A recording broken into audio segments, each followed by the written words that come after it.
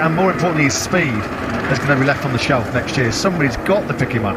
Riders to advance through to Q2, and from what we've seen recently in MotoGP and the unpredictable season so far, it is going to be mighty. MotoGP 2020, we've got two guys who 6 days ago in Brno were standing together on the podium. Yet at the moment, it's not a foregone. Yeah, South Africans, they love their sport, they're massively into football, they love rugby. We start the first flying laps, then Crutchlow, Alex Marquez, Petrucci, Tiro, there's Aleix by Brno. What can he deliver here? He's so good often on a Saturday afternoon. He was time and time again when he was a Tech 3 rider. His fellow Frenchman that dumped him out right at the end. He missed out by just 400ths of a second. He's going to have to go some for it. Marquez is keen to try and get behind another rider at the moment. Alex has got decent rhythm actually, the rookie, but this is the one further up the grid. On board then with Aleix Espargaro, the 31-year-old. He comes as he looks to try and get himself through to Q2. Down into stuff there from Aleix Espargaro. Nothing wrong with the speed of the Aprilia around this Red Bull Ring circuit. We saw an FP4.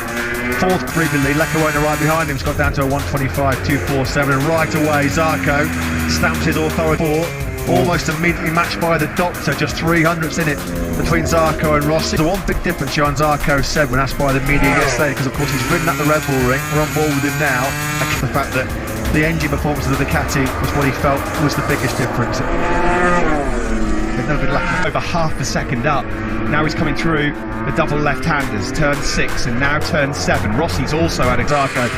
Brilliant lap time miss potentially coming in from the Frenchman. Picks his way through a bit of traffic. Down the hill then into turn. The power whack down on that Ducati GP19. First 1:23 lap we've seen in the weekend so far then. The flying Frenchman. Binder goes second. Unbelievable. Big gap as well between the two. Excellent. The current Brno here in Q1. This is anyone's. You've got to get it dead right here. That lap time comes up 4/10 as he puts out the air brake, dangles that right leg to this. He's doing a great job, Alex Marquez, for me. Not too much curb.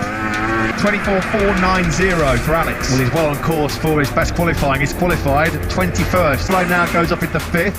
1:24.502. A long way to go though to be giving in terms of what tyres to put in, Matt, because you could argue and say the time's so good, they wouldn't have used a brand new soft tyre in FP2 yesterday, so they're probably going to look at their allocation left over some of their soft tyre allocation.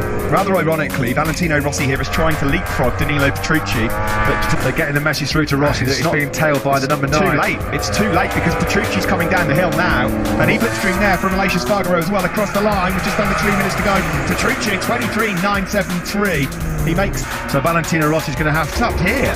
Danilo Petrucci is not happy with Aleix Espargaro at all. Fuming. Aleix Espargaro's put his...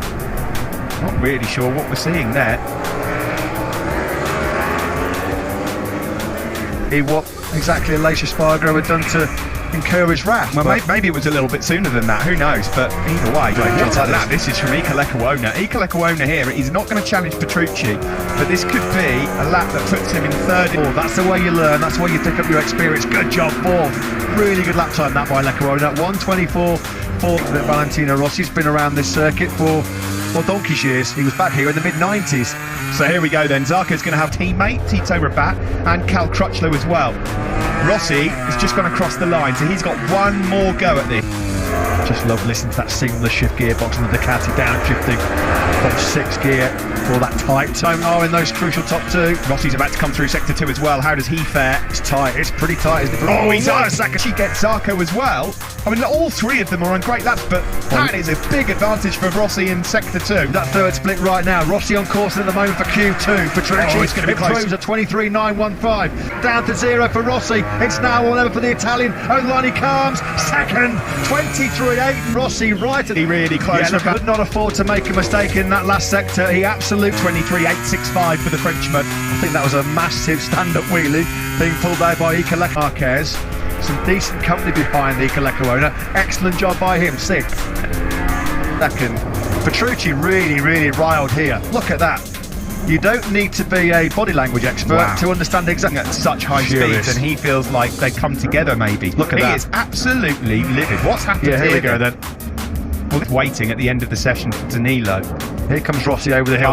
Hang on. This is as they drop down the hill. Danilo Petrucci then pulls up alongside Aleix Espargaro. No, not quite. into then turn inside that Ducati garage. He believes he's lost the tinsel. A sarcastic round of applause for Aleix Espargaro. No dramas though for Johan Zarco. A brilliant early lap of 1:23.8. Great job by Iker Lecuona there in 6th place, out qualifying the Renault hero Brad